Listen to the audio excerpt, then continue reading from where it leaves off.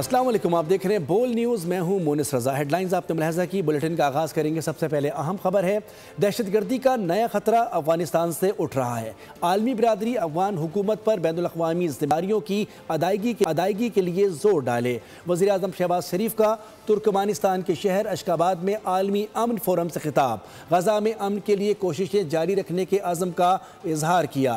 मशरिक़ वस्ता में पायदार जंग बंदी और इंसानी इमदाद की फरहमी को नागुज़ीर करार दिया। दहशतगर्दी का नया खतरा अफगानिस्तान से उठ रहा है। वज़ीर आज़म शहबाज शरीफ ने दुनिया को खबरदार कर दिया। आलमी बरादरी से तालिबान पर दबाव डालने का मुतालबा। तुर्कमानिस्तान के शहर अशकाबाद में आलमी अमन फोरम से खिताब में वज़ीर आज़म ने कहा, खित्ते में पायदार अमन के लिए अफगानिस्तान की सूरत हाल पर फौरी और मुश्तरका तवज्जो नागुज़ीर है। The scourge of terrorism is, however, raising its head yet again, and this time, unfortunately, Afghan soil, as we are dealing with this menace to urge the Afghan Taliban regime to fulfill its international obligations and commitments and rein in terrorist elements operating from its territory.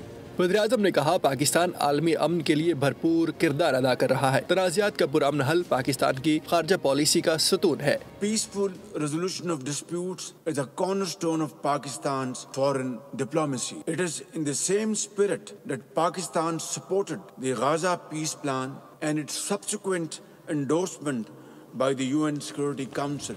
वज़ीर-ए-आज़म ने मज़ीद कहा, पायदार अमन और पायदार तरक्की लाज़िम व मुल्ज़ूम है। मौसमाती तब्दीली और अदम मसावात तरक्की पज़ीर ममालिक के बड़े चैलेंजेस हैं। मालियाती शमूलियत और ख़वातीन को मुआशी धारे में लाना हमारी तरजीह है। वज़ीर-ए-आज़म शहबाज शरीफ दौरे तुर्कमानिस्तान मुकम्मल करके वतन वापस पहुँच गए हैं। दौरे के दौरान अशकाबाद में आलमी रहनुमाओं से गैर रस्मी मुलाकातें भी की। खित्ते की सूरत हाल और बाहिमी दिलचस्पी के उमूर पर तबादला ख्याल किया गया।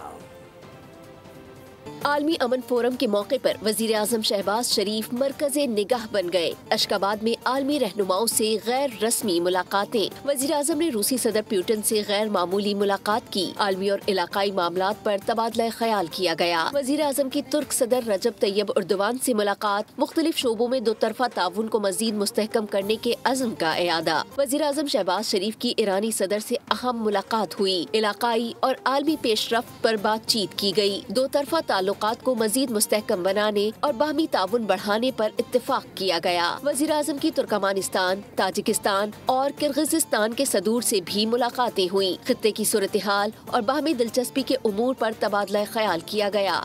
पार्टी में अंदरूनी लड़ाइयों को बर्दाश्त नहीं किया जाएगा। पार्टी उसूलों पर भी कोई समझौता नहीं किया जाएगा। नवाज शरीफ का गिलगित बल्तिस्तान और आज़ाद कश्मीर की पार्टी ओहदेदारान से खिताब। बोले, चाहते हैं कि मुस्लिम लीग नून गिलगित में कामयाबी हासिल करे। फ़ज़ा बहुत अच्छी है, इंतखाबात के नताइज भी अच्छे आने चाहिए। NFC अवार्ड भीख नहीं है, ये तो हक़ है। वज़ीर आज़म से कहूँगा कि GB आज़ाद कश्मीर को NFC अवार्ड के तहत फंड्स दिए जाएँ। सुथरा पंजाब मंसूबा देख कर लगता है कि पंजाब तरक्की कर रहा है। सेफ सिटी प्रोग्राम और अपनी छत अपना घर प्रोग्राम चल रहा है। वहाँ लोकल लेवल पे जो इन फाइटिंग है, आज़ाद कश्मीर में भी है और बल्तिस्तान में भी है।